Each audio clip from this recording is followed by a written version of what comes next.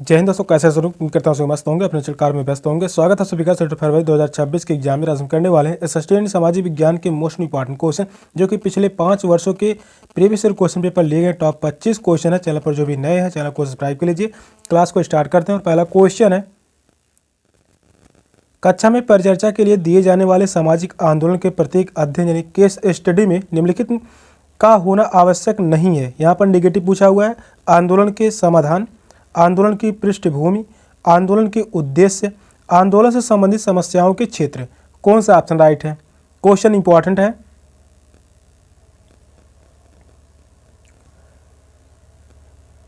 Question number 1 कह रहा है, कक्षा में परिचर्चा के लिए दिए जाने वाले सामाजिक आंदोलन के प्रतीक अध्ययन यानी केस स्टडी में निम्नलिखित का होना आवश्यक नहीं है।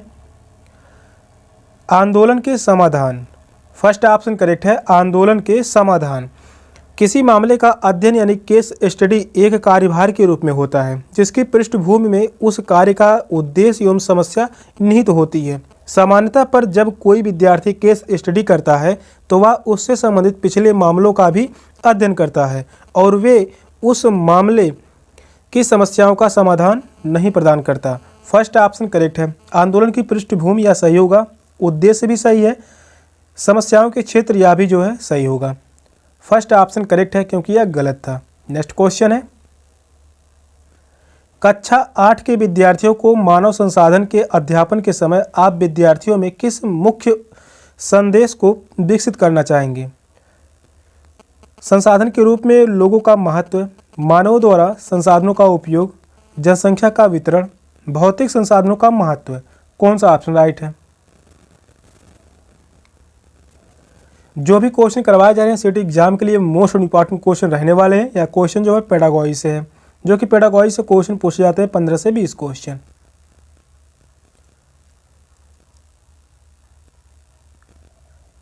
क्वेश्चन नंबर 2 का राइट आंसर क्या होगा?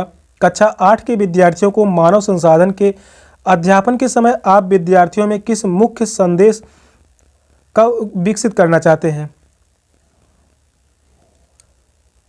संसाधन के रूप में लोगों का महत्व, फर्स्ट ऑप्शन करेक्ट है। संसाधन के रूप में लोगों का महत्व, जिन लोगों पर जिम्मेदारी सौंपी जाती है वे अपने कर्तव्य एवं जिम्मेदारी का निर्वहन करते हैं।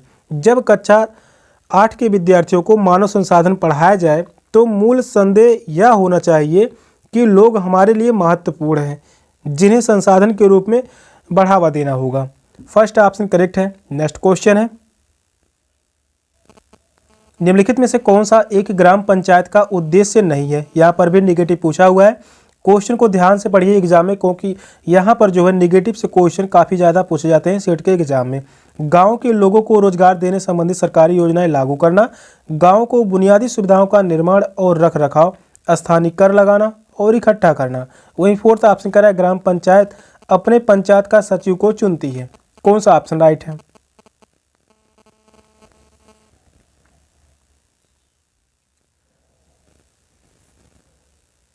यह क्वेश्चन पूछा गया था 2014 में, इसके बाद यही क्वेश्चन पूछा गया 2019 में, जो कि इंपॉर्टेंट क्वेश्चन है। क्वेश्चन नंबर 3 का राइट आंसर क्या होगा? निम्नलिखित में से कौन एक ग्राम पंचायत का कार्य नहीं है? ग्राम पंचायत का कार्य नहीं है गांव के लोगों को रोजगार देने संबंधी सरकारी योजनाएं लागू करना, या जो है ग्राम पंचायत का कार्य होगा। पहला ऑप्शन करेक्ट है। गांव को बुनियादी सुविधाओं का निर्माण और रख रखाव, यह भी सही होगा। स्थानीय कर लगाना और इकट्ठा करना, यह भी ग्राम पंचायत का कार्य है। ग्राम पंचायत अपने पंचायत सचिव को चुनती है, यह गलत होगा। चुनाव नहीं किया जाता। फोर्थ ऑप्शन करेक्ट है। इस क्वेश्चन का आंसर है ऑप्शन डी। ग्राम पंचायत अपने पंचायत सचिव का चुनाव नहीं करता। गांव में रोजगार सृजन संबंधी सरकारी योजनाओं को क्रियान्वित करना, गांव के आधारभूत संरचना एवं निर्माण कार्य का रख रखाव करना और स्थानीय कर लगाना एवं एकत्रित करना, ये सभी कार्य जो हैं ग्राम पंचायत के कार्य होते हैं।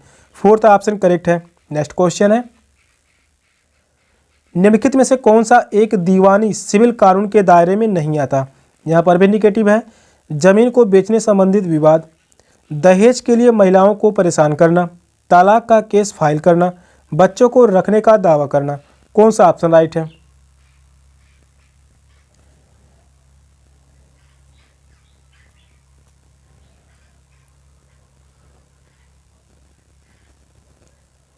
निम्नलिखित में से कौन सा एक दीवानी यानी सिविल कानून के दायरे में नहीं आता?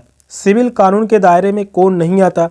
जमीन को बेचने संबंधी विवाद या जो है दीवानी मामला है। दहेज के लिए महिलाओं को परेशान करना या जो है दीवानी मामला नहीं होगा। दीवानी सिविल कानून के दायरे में नहीं आता, पूछा है नहीं आता। सेकंड ऑप्शन करेक्ट है। इस क्वेश्चन का आंसर है ऑप्शन बी, तलाक का केस फाइल करना, यह भी सही होगा। बच्चों को रखने का दावा करना, यह भी राइट है। सेकंड ऑप्शन करेक्ट है। एक महिला को दहेज के लिए प्रताड़ित करना नागरिक कानून के दायरे में नहीं आता है, यह आपराधिक कानून के अधीन आता है, या जो है आपराधिक मामला है, या जो है आपराधिक मामला है। आपराधिक कानून के अधीन यह आता है। अतः दहेज के लिए महिलाओं को प्रताड़ित करना एक अपराध है। सेकंड ऑप्शन करेक्ट है। नेक्स्ट क्वेश्चन है,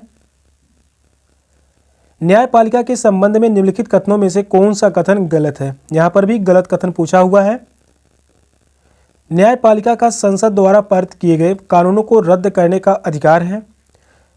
सेकंड ऑप्शन कह रहा है न्यायिक व्यवस्था नागरिकों द्वारा नागरिकों व सरकार के बीच पैदा होने वाले विवाद को हल करने की क्रियाविधि उपलब्ध कराती है, परंतु दो राज्य सरकारों के बीच नहीं है। थर्ड ऑप्शन कह रहा है न्यायपालिका के कार्य क्षेत्र में विधायिका और कार्यपालिका हस्तक्षेप नहीं कर सकती। फोर्थ ऑप्शन है यह नागरिकों के मौलिक अधिकारों की सुरक्षा करने में महत्वपूर्ण भूमिका निभाती है। कौन सा ऑप्शन राइट है?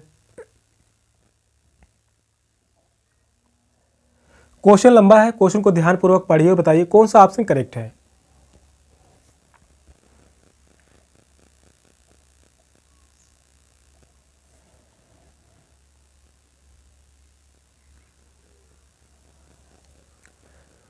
क्वेश्चन नंबर 5 का राइट आंसर क्या होगा? न्यायपालिका के संबंध में निम्नलिखित कथनों में से कौन सा कथन गलत है? न्यायपालिका को संसद द्वारा पारित किए गए कानूनों को रद्द करने का अधिकार है, तो यह बात सही होगा, पहला ऑप्शन करेक्ट है। न्यायिक व्यवस्था नागरिकों व सरकार के बीच पैदा होने वाले विवाद को हल करने की क्रियाविधि उपलब्ध कराती है, परंतु दो राज्य सरकारों के बीच नहीं, तो यह गलत होगा। सेकंड ऑप्शन गलत है। न्यायपालिका के कार्य क्षेत्र में विधायिका और कार्यपालिका हस्तक्षेप नहीं कर सकती, यह भी राइट होगा। यह नागरिकों के मौलिक अधिकारों की सुरक्षा करने में महत्वपूर्ण भूमिका निभाती है, यह भी करेक्ट है। तीनों ही ऑप्शन करेक्ट होंगे। सेकंड ऑप्शन गलत है, गलत कथन ही पूछा है। इस क्वेश्चन का आंसर है ऑप्शन बी। नेक्स्ट क्वेश्चन है, संवैधानिक उपचार का अधिकार के अंतर्गत केवल भाषाई अल्पसंख्यक समुदायों को यह अधिकार दिया गया है कि वे समझते हैं कि संविधान में दिए गए उनके सांस्कृतिक और शैक्षिक अधिकारों का राज्य द्वारा उल्लंघन किया गया है, तो वे अदालत जा सकते हैं। सेकंड ऑप्शन कह रहा है सभी नागरिकों को अदालत में जाने का अधिकार है यदि वे समझते हैं कि राज्य द्वारा किसी एक राज्य के निर्देश सिद्धांत का पालन नहीं हुआ है। वहीं थर्ड ऑप्शन कह रहा है यदि किसी नागरिक को लगता है कि राज्य द्वारा उसके किसी मौलिक अधिकार का उल्लंघन हुआ है तो वह अदालत में जा सकता है। फोर्थ ऑप्शन है केवल धार्मिक अल्पसंख्यक समुदायों को यह अधिकार दिया गया है कि यदि वे समझते हैं कि संविधान में दिए गए उनके सांस्कृतिक और शैक्षिक अधिकारों का राज्य द्वारा उल्लंघन किया गया है तो वे अदालत जा सकते हैं। कौन सा ऑप्शन राइट है?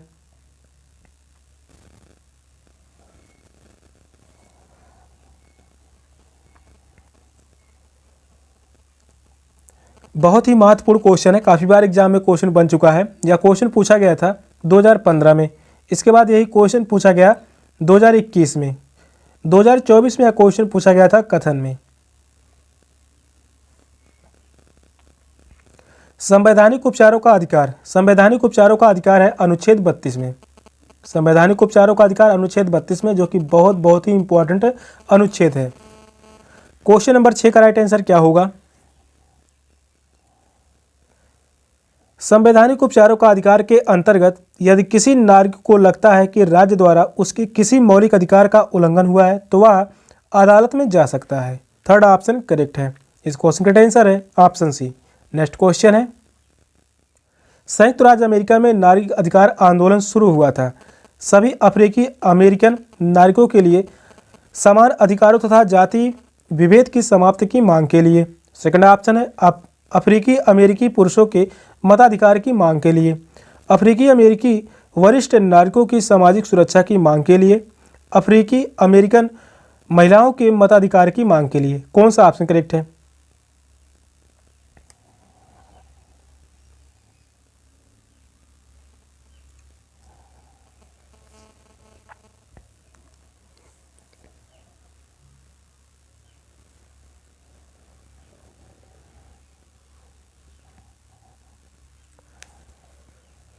क्वेश्चन नंबर 7 कह रहा है संयुक्त राज्य अमेरिका में नागरिक अधिकार आंदोलन शुरू हुआ था।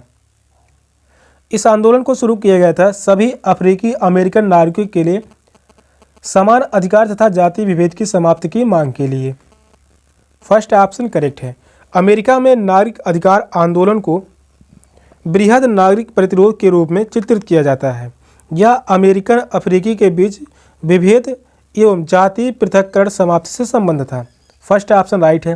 नेक्स्ट क्वेश्चन है भारतीय संसद के बारे में निम्नलिखित में से कौन सा कथन सत्य नहीं है? यहाँ पर भी निगेटिव पूछा हुआ है। वित्त से संबंधित मामले में संसद की मंजूरी सरकार के लिए महत्वपूर्ण नहीं होती। जब संसद सत्र चल रहा होता है तो उसमें सबसे पहले प्रश्नकाल होता है। भारतीय संसद के 3 अंग हैं, राष्ट्रपति, राज्यसभा, लोकसभा। हमारी व्यवस्था में संसद के पास महत्वपूर्ण शक्तियाँ हैं क्योंकि यह जनता का प्रतिनिधित्व करती हैं। कौन सा ऑप्शन राइट है?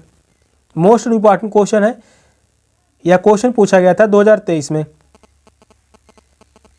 2023 में यह क्वेश्चन पूछा गया।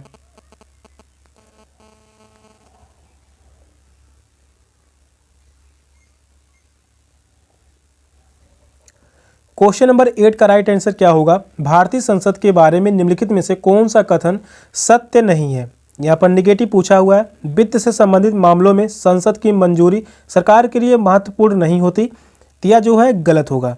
पहला ही ऑप्शन गलत है।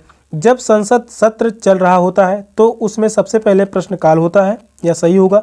भारतीय संसद के 3 अंग हैं, राष्ट्रपति, राज्यसभा, लोकसभा। यह क्वेश्चन पूछा गया है भारतीय संसद के कितने अंग हैं? तो वह 3 अंग हैं, राष्ट्रपति, राज्यसभा, लोकसभा। यह भी सही होगा। हमारी व्यवस्था में संसद के पास महत्वपूर्ण शक्तियां हैं क्योंकि यह जनता का प्रतिनिधित्व करती हैं। यह भी राइट होगा। फर्स्ट ऑप्शन करेक्ट है क्योंकि यह गलत था। गलत पूछा है। कौन सा कथन गलत है? लोकसभा और राज्यसभा भारतीय संसद के 2 सदन होते हैं। भारतीय संसद के 2 सदन होते हैं, लोकसभा और राज्यसभा। संसद का निचला सदन एवं राज्यसभा को संसद का ऊपरी सदन माना जाता है। लोकसभा को संसद का निचला सदन और वहीं राज्यसभा को संसद का ऊपरी सदन माना जाता है क्योंकि राज्यसभा को कभी भंग नहीं किया जा सकता। फर्स्ट ऑप्शन करेक्ट है। नेक्स्ट क्वेश्चन है सामाजिक विज्ञान पढ़ाते समय एक शिक्षक का प्रयास होना चाहिए विस्तृत रूप से याद करने पर बल देना, तथ्यों, मूल्यों और आदर्शों पर बल देना, केवल तथ्यों पर बल देना लेकिन मूल्यों पर नहीं, केवल मूल्यों पर बल देना लेकिन तथ्यों पर नहीं। कौन सा ऑप्शन करेक्ट है? क्वेश्चन आसान है। आपसे बताइए इन चारों ऑप्शन में से कौन सा ऑप्शन करेक्ट है?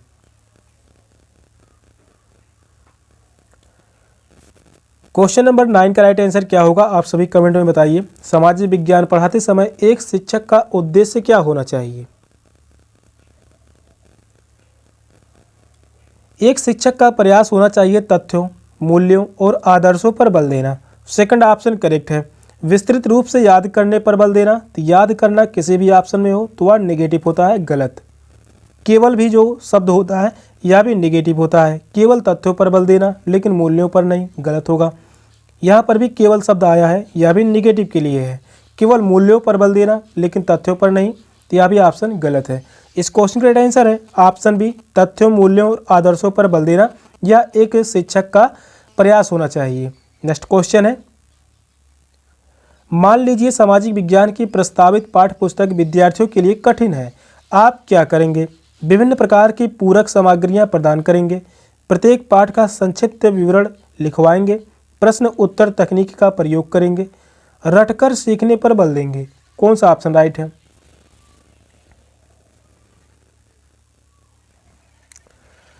यह क्वेश्चन पेडागोजी से है। पेडागोजी से क्वेश्चन मोस्ट इंपॉर्टेंट क्वेश्चन रहते हैं, जो कि आसान क्वेश्चन रहते हैं, समझने बेस, जो कि 15 से 20 क्वेश्चन तक पूछे जाते हैं पेडागोजी से, वह भी एसएसटी में।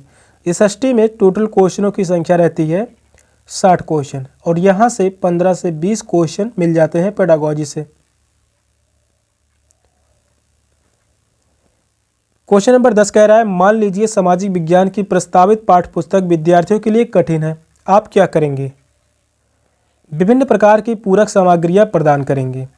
फर्स्ट ऑप्शन करेक्ट है, विभिन्न प्रकार की पूरक सामग्रियां प्रदान करेंगे। प्रत्येक पाठ का संक्षिप्त विवरण लिखवाएंगे, तो यह गलत होगा।